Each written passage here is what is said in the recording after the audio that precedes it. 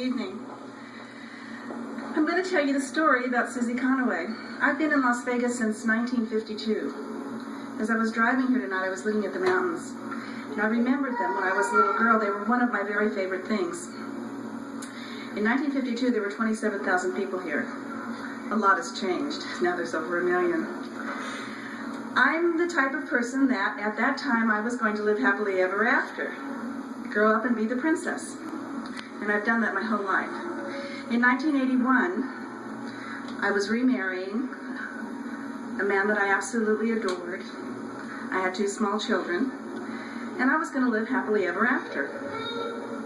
That same year, I started itching. And when I mean itching, I mean to the point that I was bleeding. I went to several doctors, and they said, gosh, I've never seen this before. I just don't know what this is. And finally, I went to Dr. Desai, who I believe is still a doctor in town. He said, I think I know what this is. Let me run a blood test. It's a weird one.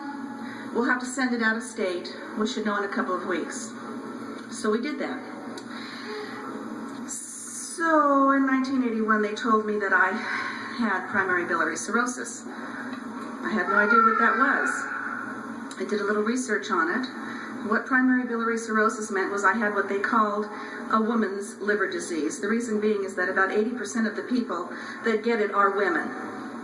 It's a sister-sister, mother-daughter disease. Nobody knows where it comes from, and the prognosis is death. But a long ways off. What they told me was it would probably be quality of life as opposed to death. I would die of old age. So I just forgot about it because I'm the one that lives happily ever after. As the years progressed, some of the symptoms were that I just got a little tired. So I began power napping, they called it, my children. And what that meant is that every stop sign or stoplight that I was at, I would take a quick nap, wake up. I became thinner, which I sort of liked. I became darker. I considered, never too thin, never too tan, and now I need a big diamond. But the darkness was really jaundice. As the years progressed, I got more and more tired. I got thinner. By 1991, I looked like an Ethiopian commercial. I was 104 pounds. I hate to tell you this, but I weigh 140 now. My stomach looked like I was 9 months pregnant because I had ascites, which is water on the stomach.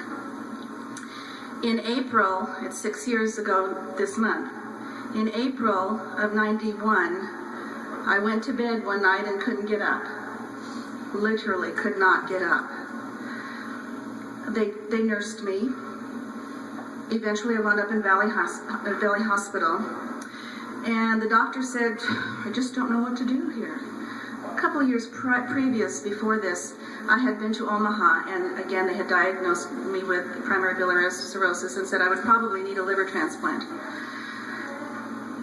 That's a very scary thing, to be told that you need a liver transplant. I was the person that lived happily ever after. They air-vacced me from Valley Hospital in May of 91 to Omaha. I was in the hospital for several weeks, and they gave me this new medication that helped me. And then I was released from the hospital, but I had to stay there. July 25th, 1991, there was a tragic accident. A little girl was killed. And in the pain and tragedy of those parents, they decided to donate her organs and give the gift of life.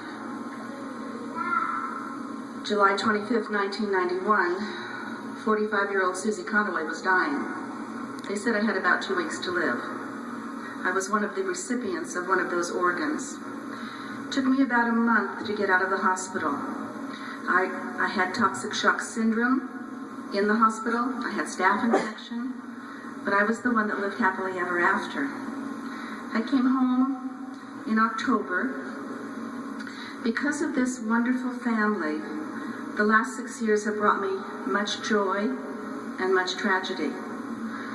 I saw my granddaughter born, who's now 4 years old. I helped my husband through his cancer. That was my tragedy. He died in 95. Because of this wonderful family, I now have a new vocation. I'm helping people in the job that I'm in. I have a wonderful new relationship that I'm very happy in. And I'm living happily ever after again. So what I need to say to all of you is thank you. Thank you for my happy ever after.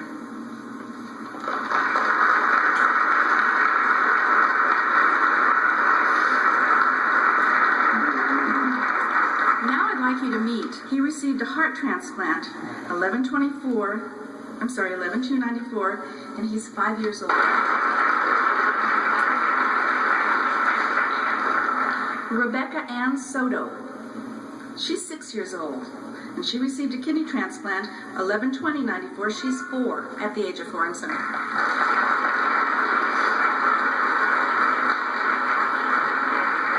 Brandon Samuel Kelly. At 5 years old, he received a liver transplant.